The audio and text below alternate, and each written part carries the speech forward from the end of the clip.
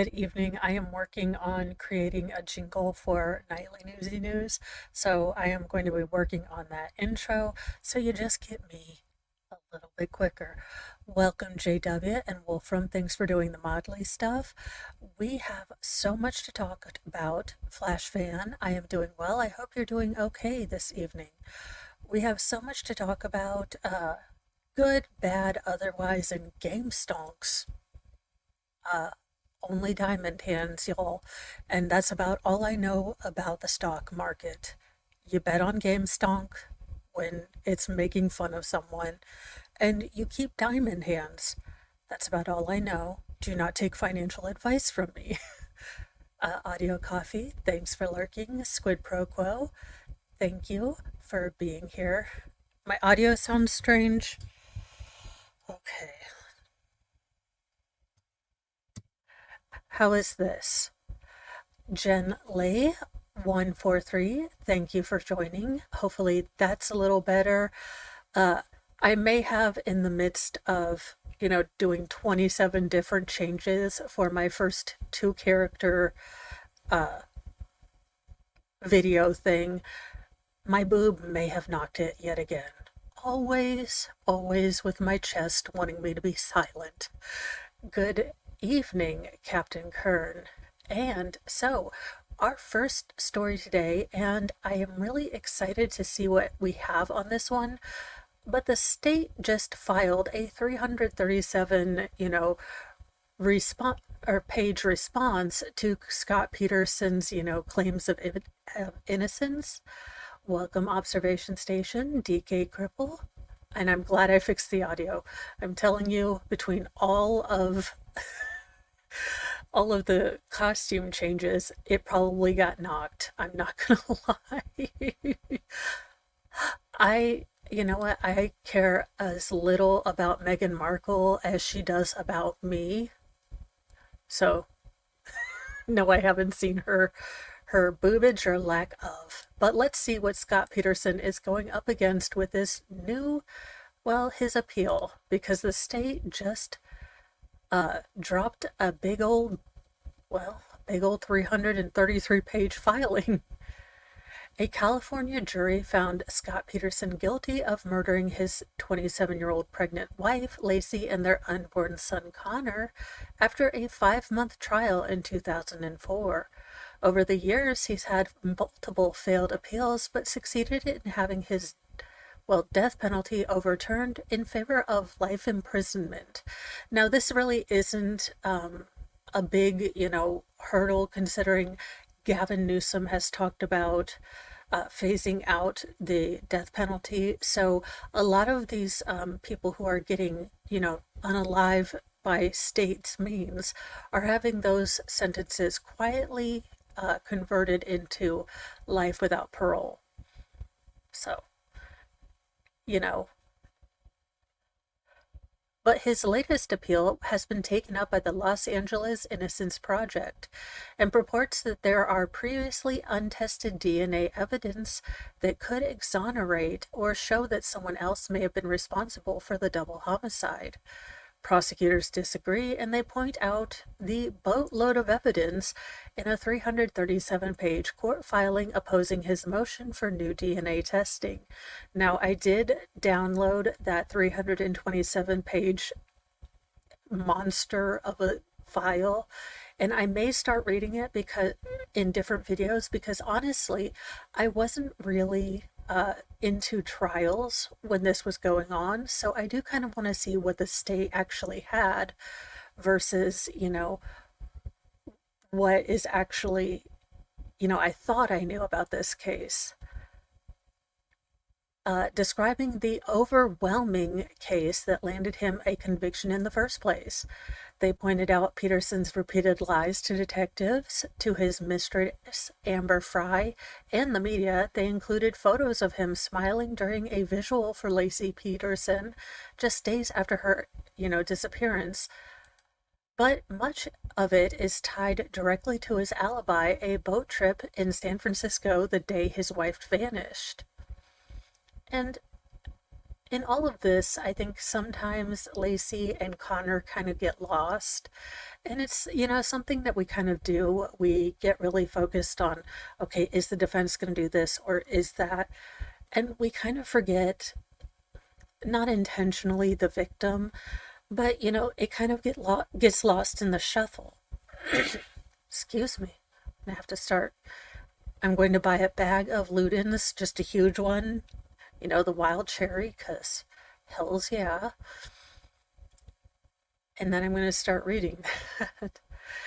They said police K9 picked up her scent at the boat ramp in Berkeley, and they said her hair had been removed from a pair of needle nose pliers recovered from his boat. The autopsy also suggested that her remains had been weighted to the seafloor before she broke apart and washed ashore. And the prosecutors included evidence that Peterson made multiple homemade anchors out of concrete and rebar.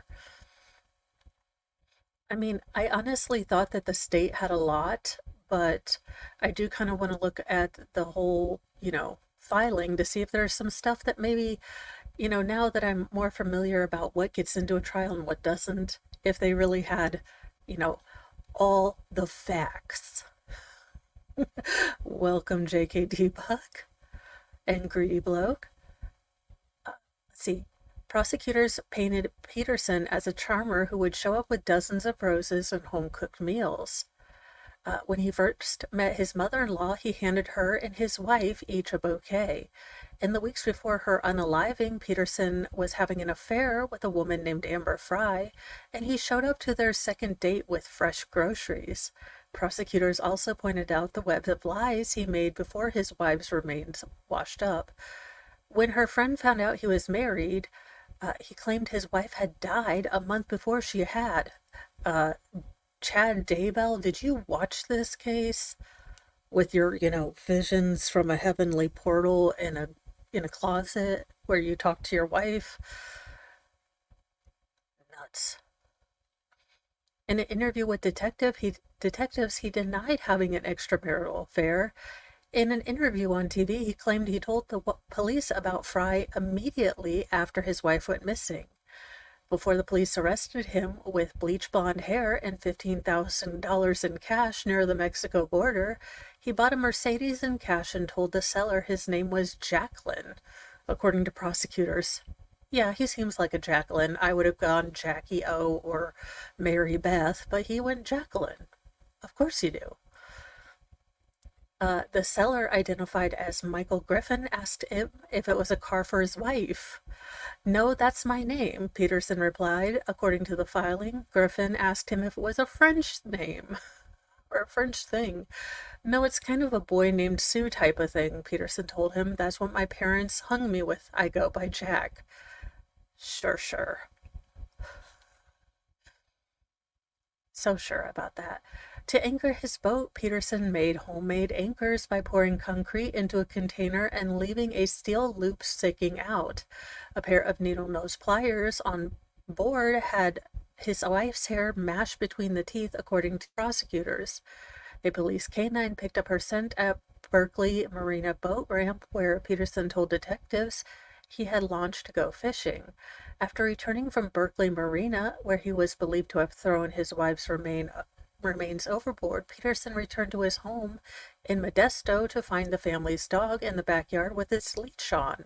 He went inside, through unlocked French doors at the rear, ate some pizza, and drank milk. Who drinks milk with pizza? We need to have a conversation. That is, you know what? Of everything, that is how I know he's a sociopath. Milk with pizza. Just nope. Nope. Police immediately took issue with Peterson's story, according to prosecutors, asking him why he was wearing light clothing if he had gone fishing on a cold, overcast day. He claimed to have changed and told police he washed his fishing clothes. An officer on scene noted that the couple's hamper was full. However, the police found a pile of wet rags on top of the washing machine. Inside were a damp pair of jeans, a blue t-shirt, a green pullover, according to prosecutors. The officer pressed him, asking what he'd been fishing for and what bait he used.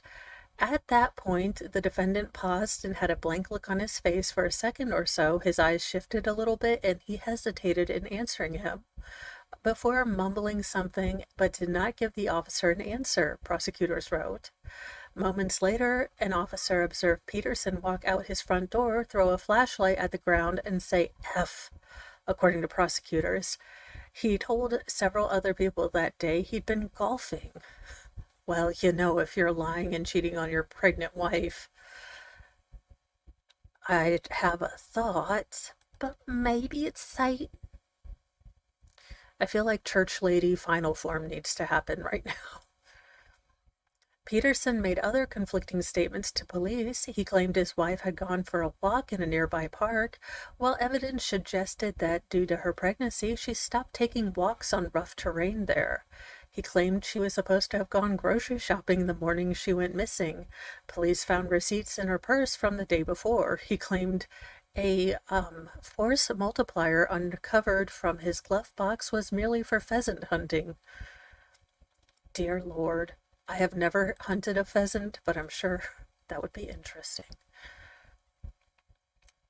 While Peterson has for years suggested that the subjects in a burglary at the Medina household across the street from where he lived with his wife in 2002 could have unalived her, prosecutors said the break-in happened at least 2 days after she had already vanished. Laci Peterson vanished on Christmas Eve in 2002. Dozens of people showed up to help search for her. Police deployed a FLIR, or, the heat register kind of cameras to search for her, and there was no sign. In their filing, prosecutors included photos of Scott Peterson smiling during a somber New Year's vigil for Laci Peterson, who still hadn't been found at the time. A minute after midnight, he called his side piece to wish her a happy new year. Now, to be fair to, Miss Fry, she did not know that he was still married. He is an utter douche canoe, and she did come out and, take her. She went out and she came public and she went to the police. So, I'm okay with it. She did not know. She was as much of a, pawn in this game as Laci unfortunately was, to give him that veneer of, you know, respectability, being a good father, being a good husband. I mean, he wanted all of that, but he didn't want to have to do the work. And having a child means that you're dependent, or your wants and your needs are dependent on what comes first for the child. And Scott definitely, to me, did not seem like he was ready for that kind of responsibility, or did he want it? Nor did he want it. A minute after midnight, he called Frey to wish her a happy new year. By then, she had learned about the disappearance of Laci Peterson through news coverage of the case and recorded the conversation for the police. On April 13th and 14th of 2003, the bodies of Laci and Connor washed ashore about a mile from where Peterson told the police he was fishing when his wife vanished. Although the missing woman's remains floated up without a head, 4 arms, or her lower left leg, the autopsy found no evidence that she had been taken apart Chandler Halderson style, or Joel Guy Jr. Instead, a forensic pathologist said it was likely that her body had been broken apart by the marine environment and that her limbs were likely anchored in place. He concluded she was still with child at the time of her death. He was unable to determine her cause of death. Days later, police arrested Peterson near the Mexican border with a stack of cash, bleached blonde hair, and a new goatee. And he honestly didn't even say he would help me with computer stuff. So IT goatee revoked. He had his brother's identification, 4 cell phones, outdoor gear, a relative's credit card, according to court documents.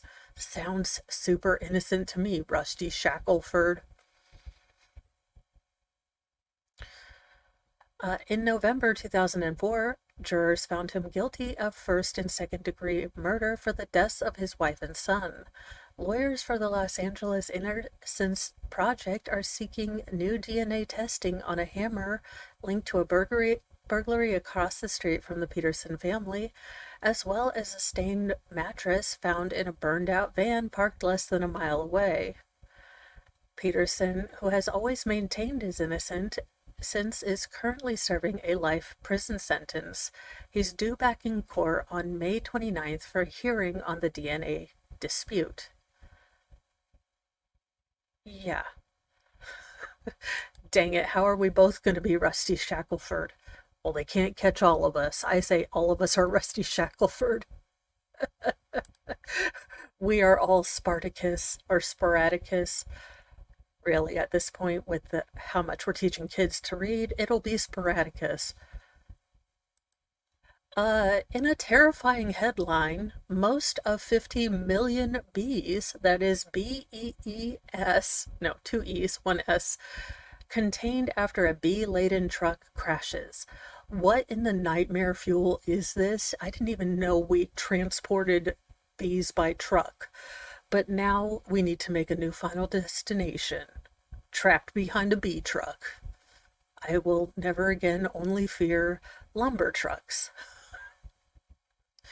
For the love of all that is holy, I did not have bee trucks on my bingo card for 2024. In Clinton, Maine, a tractor trailer hauling about 15 million honeybees to be used to pollinate blueberry fields crashed and overturned on Interstate 95, officials said. Yes, this is a new wig. I got a couple new ones and I'm feeling a lot better, so I'm gonna start wearing all the wigs. Besides, I think I might have a Karen Anderson, meet all the gang, real world Boston kind of idea going through my head for tomorrow, but bear with me, I'm still learning editing and all of that. And I'm glad that they were going to use it to, pollinate blueberry fields, but still, uh, I didn't need to know that we had just tractor trailers full of bees, just going every which way but center. Oh, awesome sauce. I was really too mean to my hair, so I'm trying to live vicariously with wigs, and I get to change it all the time, which, well, can kill your hair. The driver was taken to the hospital as a precaution Thursday night while first responders worked to ensure the safety of the bees. There were hives strapped on the trailer, which landed on its side, officials said. The bees were mostly contained and, quote, the goal was to save them, said Shannon Moss, state's police spokesperson. First responders did not realize the cargo was bees until firefighters went down an embankment to check for leaking fluid. The fire chief, Travis Leary, said, they learned the hard way. Quote, the guys did get stung on a regular basis. Everyone got stung at least a couple times, said Leary, who suffered several bee stings. The temperature in the 40s might have kept the bees from getting rowdier during the several hours it took to get the truck upright and removed by a tow truck. Well, that's, you know, I'm just, well, it is almost the special month where I get to wear rainbow everything and I'm an ally. Also, I get to bedazzle everything, but that's just because I love Dolly Parton. But, it happens. Again, this is the most horrible thing I've ever heard. I'm glad that the bees are out there pollinating, but I never thought that there was a bee truck. And now I am scared. Rip to some of the bees. Uh, a beekeeper was summoned to corral the bees, he added. The truckload of bees was headed to Washington County, which is the center of the state's wild blueberry industry. Bees are routinely trucked into the region to pollinate the blueberry barrens each spring. You know what? I have my heart set on a little cabin in up north, like in either the New Hampshire, Vermont, or Maine area. I'm not going to go to Maine now. Sorry, regular truckloads of bees, I can't have it. I just can't. In Thank You, Female Privilege, we have this woman, a follow up to a story that we covered in the beginning when this first came to light, but a woman who poisoned her airman husband's coffee with bleach avoids jail time. Is it because of the towel video? I mean, is that how she was able to get, just easy peasy? They only look when you're at your third unalived husband, as we learned from Wendy. But let's continue. An Arizona woman who admitted to poisoning her husband's coffee with bleach will not spend any more time behind bars.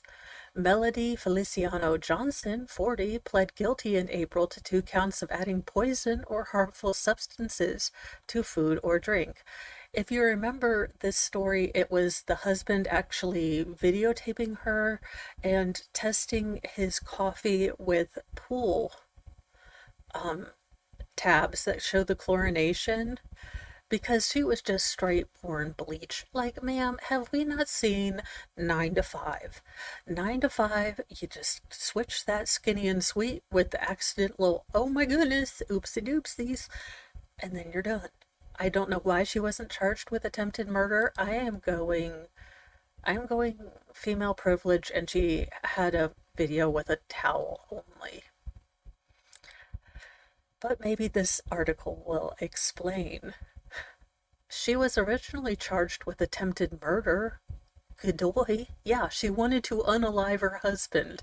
If he had actually drank the bleach, coffee, it would have just eroded his esophagus. And, in the biological it's good enough thing, humans are oddly made with our breathing tube right connected to our eating tube.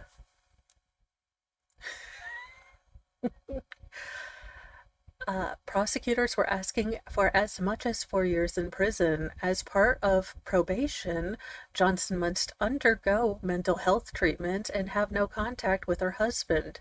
Tucson NBC affiliate KVOA reported Johnson had already served about a year in jail. Not enough, but a year. As Long Crime previously reported, police in Tucson said Johnson had been poisoning her husband's coffee since he was stationed in Germany in March 2023. He's an airman with the U.S. Air Force, and the couple began going through a divorce at that time. After 2 or 3 weeks of his coffee tasting bad, Johnson's husband purchased pool chemical testing strips, and the coffee pot water turned positive for high levels of chlorine, even though the faucet water was normal. I can't imagine. Hidden camera footage showed her trying to poison her husband by pouring bleach into the coffee maker. The video was taken by the would-be victim himself. Boom, he starts saying in one of the self-recorded videos after getting a positive result for chlorinated water. According to officers, he set up hidden cameras in his home and captured the defendant Johnson pouring something into his coffee pot.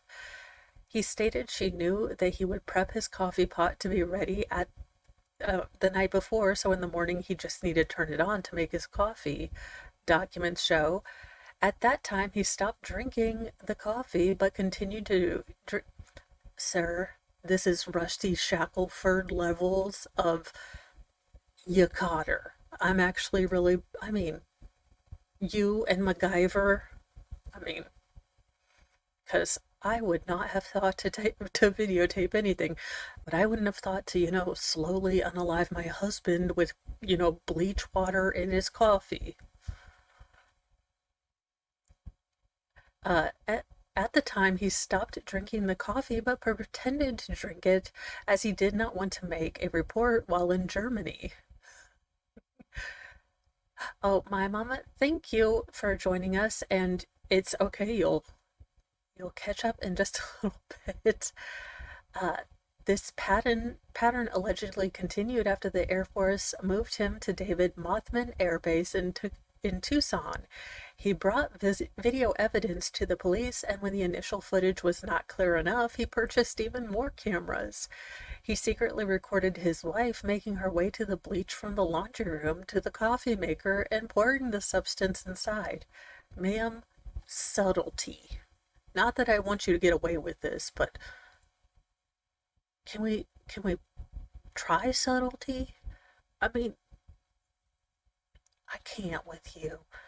In a world where antifreeze exists, ma'am, I am not telling you to do this. This is a terrible idea, but ma'am, bleach water? I mean, unless he was like taste bud blind because you done were a terrible cook, I don't know how you thought you were going to get away with this. Uh, One such video dated July 16th, 2023, from when the couple lived in permanent housing. A woman identified as defendant Johnson is in a small room pouring what appears to be bleach into a small bottle. The footage, which features timestamps, is edited to depict different points of view and shows in a matter of seconds she made her way to the kitchen and poured the contents of the smaller bottle into the coffee maker. Footage from July 5th, 2023, when the couple lived in temporary housing, shows her pouring something into the machine while wearing just a towel. Multiple videos show the husband testing the coffee pot water, even comparing it to water right out of the tap. In the footage, he often remarked on the smell and that the water in the machine was soapy. "You can smell it from here," he said in one video. "You can smell it. And look at that," he said, showing the results of the test. "Totally changed. Wow, wow, wow." In this and other footage, he showed up close the bubbles inside the coffee maker, and good Lord. I mean, maybe the husband was like, "Look, if she'll just give me an uncomplicated divorce, we'll call it even Stevens and she can leave me the heck alone."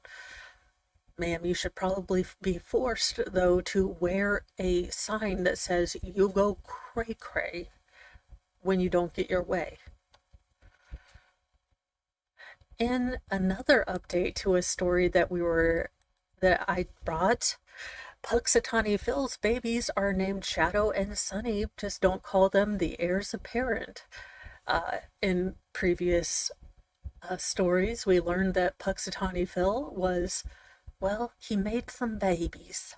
And so he and his wife, I mean, Puxatawny Phyllis, I guess, had the Tibble twins. Puxatawny Phil's offspring now have names that just might help the famed weather forecasting groundhog predict when spring will begin. Phil's human handlers chose Mother's Day to announce that 2 new kits were born this spring to Phil and his partner Phyllis. I didn't even know her name was Phyllis. I made that up in my mental canon and it just turned out to be right.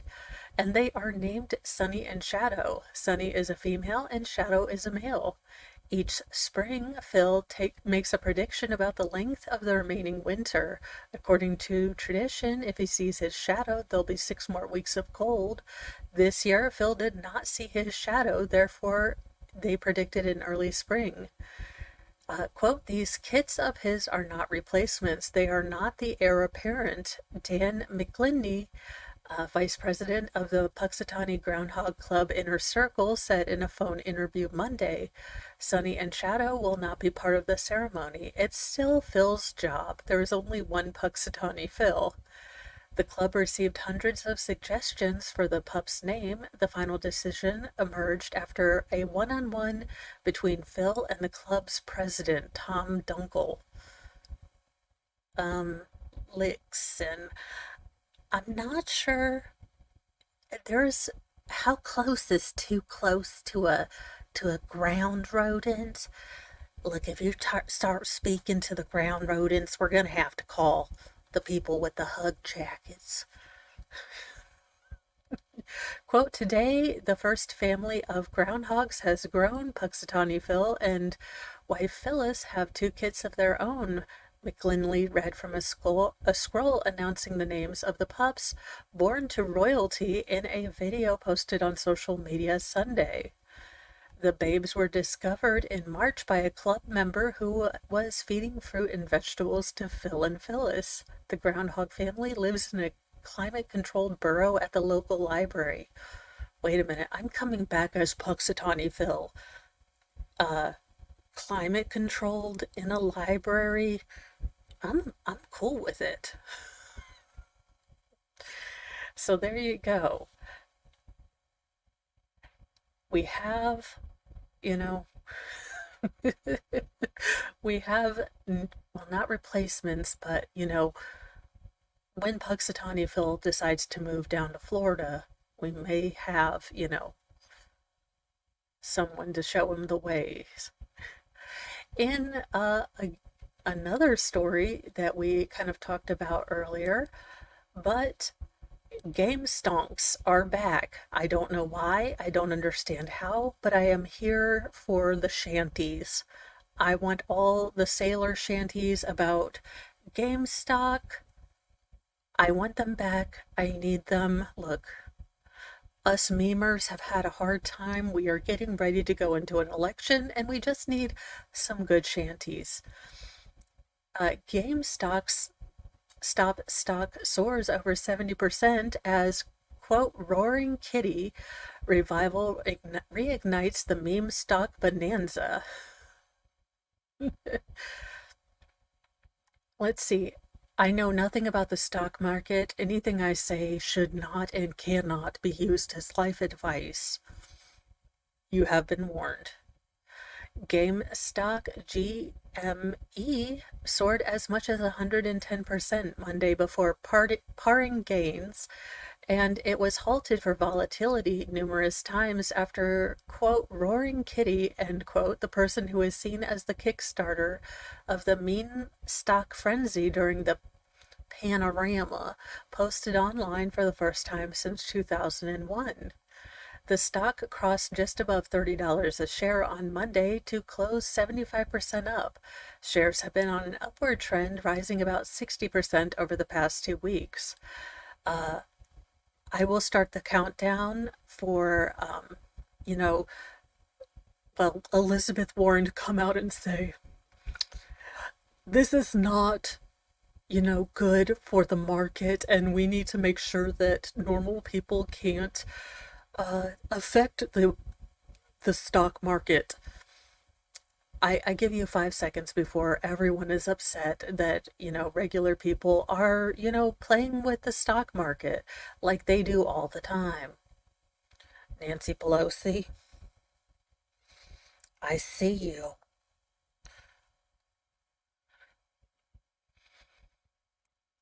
Roaring Kitty, who was identified that year as Keith Gill, became a prominent figure in the Wall Street Bets subreddit and YouTube for his bullish stance on GameStop.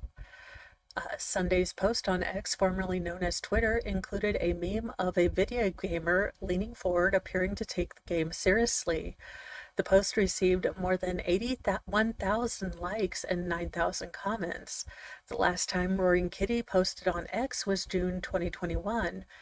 He was known for posting commentary about why GameStop would go higher, and eventually testified before Congress about the massive January 2021 short squeeze spurred by an army of retail traders.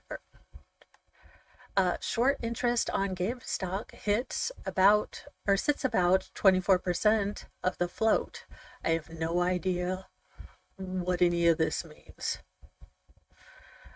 Including today's losses, GME shorts are down 1.34 billion in May month-to-date losses, and now negative 952 million for the years. Ihor Dowanowski, managing director of 3S Partners, told Yahoo Finance on Monday.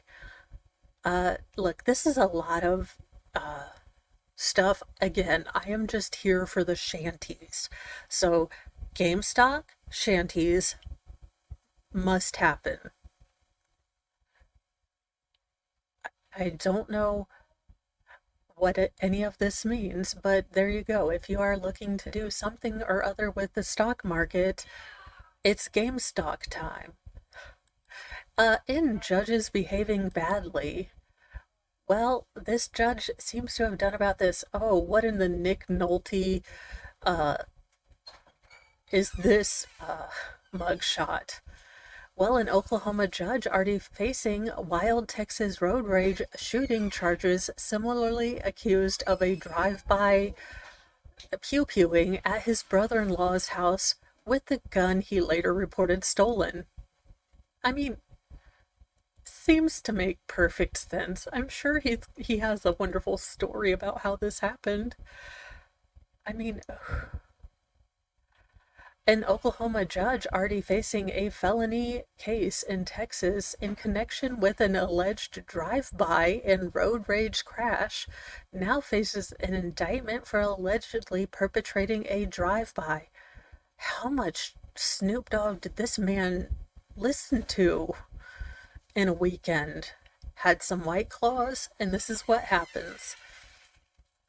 There is no law when you have the claw, but, you know, the cops don't listen to that, you know, excuse. And how are you going to have a drive-by in the Sooner State? I need everything. 2024, you magnificent diamond, you keep bringing these hits because I need my bingo cards to simply give up the will to bingo. They're like, nope, we're going to be Yahtzee now. We can't handle all this. The latest charges against Garfield County Associate Judge Brian Lovell, 58, actually stemmed from an incident that preceded the Texas case in the 2023 shooting timeline. When you need a shooting timeline, perhaps you shouldn't be a judge. I mean, unless you're Judge Dredd, but I'm pretty sure that is not covered under the Constitution yet. Lovell on February 12, 2023, allegedly used a vehicle, though the indictment doesn't specify the type, while intentionally shooting a Glock 23 .40 caliber, force multiplier with conscious disregard for the safety of another person or persons at or into a bison dwelling within Garfield County that belonged to his brother-in-law, Kenneth Marks. What the actual hell am I reading? Lovell County Attorney Stephen Jones told Enid News and Eagle, while the defendant and his wife have quote-unquote fully cooperated, the state's evidence is too scant at this stage to lead to a conviction. Wait a minute.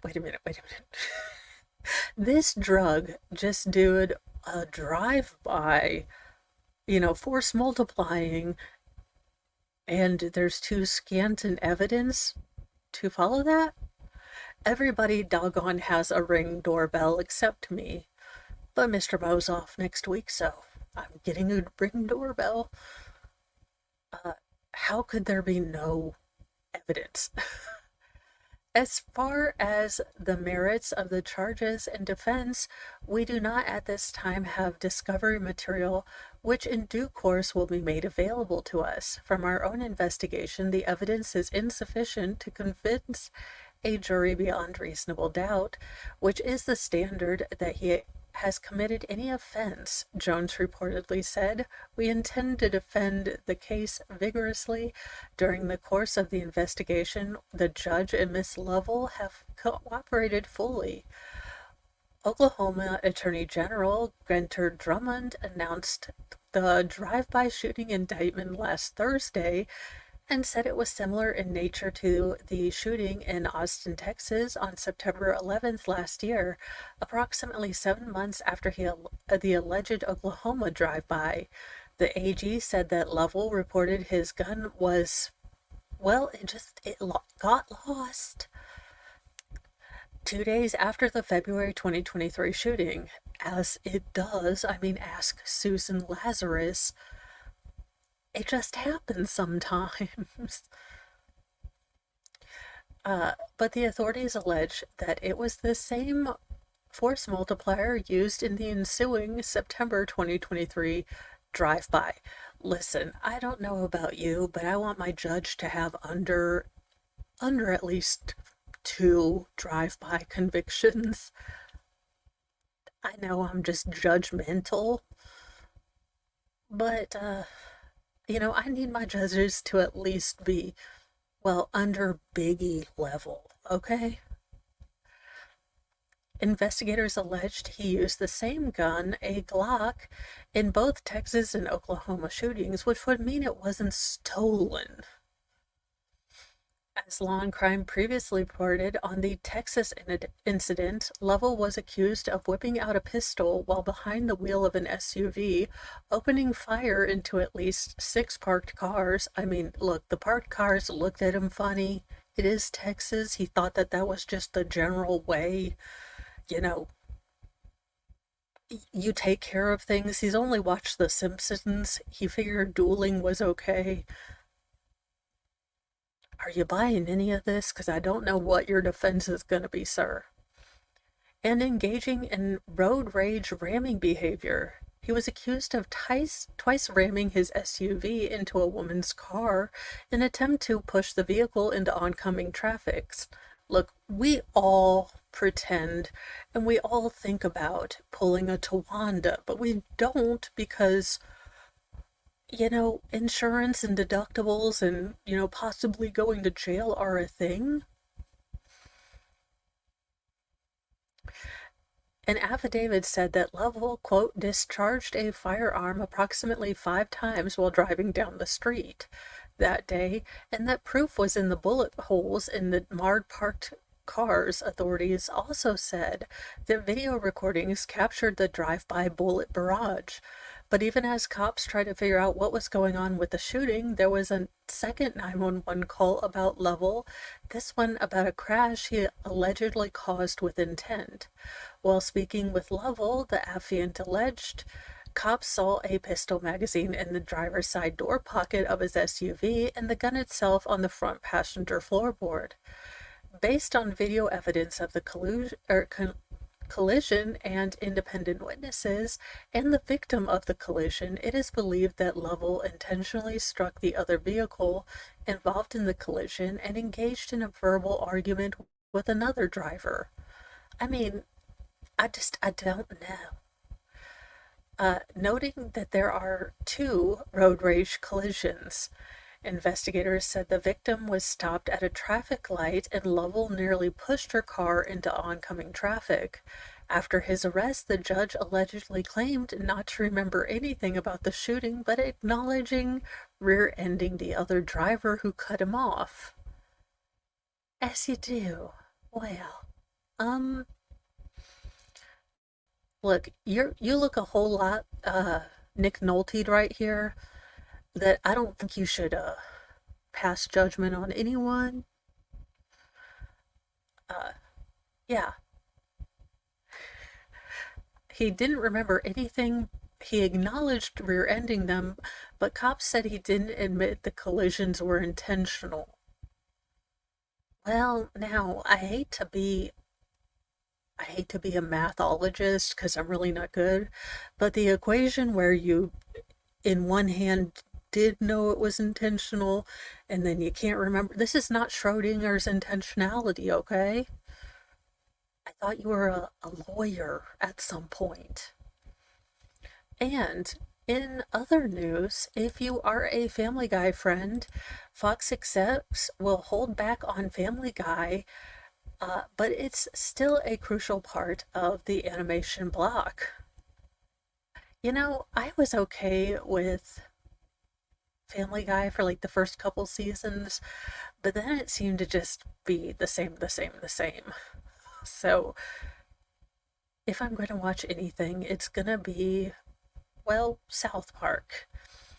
When Fox released its schedule for the start of the 2024-2025 season Monday, there was a surprise omission from the lineup: Family Guy. The long-running series animated, which goes on to its 23rd season, won't be a part of the network's Sunday animation block in the fall. Instead, Fox will launch a new animated series, Universal Basic Guys Behind the Simpsons, while a second-year show, Krapopolis, will fill in the 9:30 spot after Bob's Burgers. as long as we don't do nothing about Bob's Burgers, because Linda is my favorites, and that might be part of where I get Zana. Okay, Linda, I love her. If I ever meet the gentleman who voices Linda, the amount of ADH off the wall voiceness that we will have along with his wigs and my wigs, I mean, could you imagine? It would be wigception. Family Guy, which moved from Sunday to Wednesday for the final episodes of the season, will return mid-season, and it will have a full season order and mostly unbroken run of new episodes. And Wolfram, thanks for gifting memberships. And those went to Zach, Kim, Fundying, and TK, and King Bob.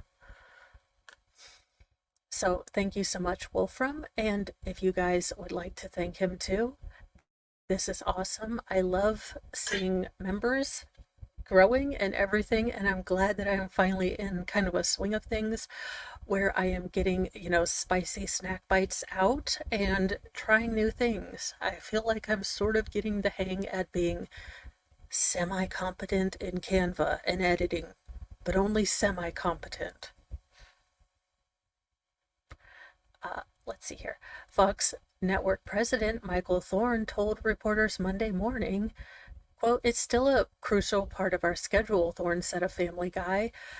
"We give it a great relaunch for that part of our lineup, and we know that when it comes back on Sundays, it will resonate with our audience the way it always has." Thorne noted that most of Family Guy's audience watches on Hulu or on demand after its initial airing. The long run of original episodes will likely help its off-air performance. Keeping the show off the fall schedule was more about giving Universal Basic Guys and Crapopolis some time on Sundays, on Fox's Sundays during NFL season, when it funnels huge audiences into prime time. I don't know. Universal Basic Guys sounds like must-miss TV. Family Guy isn't the only Fox animated show on deck for later in the season. The Great North and Grimmsburg are also being held. I have watched Grimmsburg. I am not that much a fan, and I love John Hamm. Absolutely. Zach is right. Wolf is an amazing mod, especially considering he has no opposable thumbs, and Dewclaw. Family Guys, The Simpsons, and Bob's Burgers, all of which are produced by Disney's 20th television animation, are all heading into final season of a multi-year order. The Family Guy team, led by creator Seth MacFarlane, is also producing 2 holiday specials exclusively for Hulu. I don't know that Family Guy can ever beat when they did the Star Wars spoof, because something about that terribly creepy old man as old Ben, and then he's like, my lightsaber is, you know, gone, and then the son walks in, and I mean, it's terrible. Let's see. Despite that, Fox Entertainment CEO Bob Wade says he still sees a future for the 3 series on the network.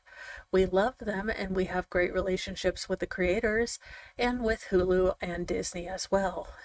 Well, someone better have a good relationship with Disney. They're giving us Mustafa, another weird live, version of The Lion King, the prequel. You know what? If they try to make Scar the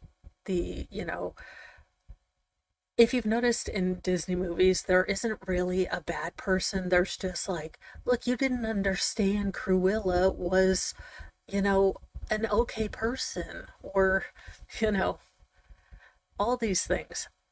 They're gonna make Scar the hero you want to root for. So there you go. Fox execs have, yanked Family Guy for right now to give some of their other more lackluster shows a chance. In our final and good heartwarming story that we all need. A man jumps into water to rescue dog and then gets rescued by firefighters. Note, if you are not trained in lifeguarding, trying to help someone that is drowning, you will end up going down because they will try to fight you. So do not try to rescue someone unless you have training, because it definitely could be an issue because they will try to fight you and you both could go down. So, safety for safeties. And authorities in New York's Long Island region said a man who jumped into the water to rescue a dog ended up needing to be rescued by firefighters. The Nassau County Police Department said in a news release that the 34-year-old man was walking his service dog in Oyster Bay on Sunday evening when the canine ran into the water for a swim. Do we have a picture of the doggo? No, we don't. This is just terrible. Uh, the dog began to struggle and became stuck under a dock, the police department said.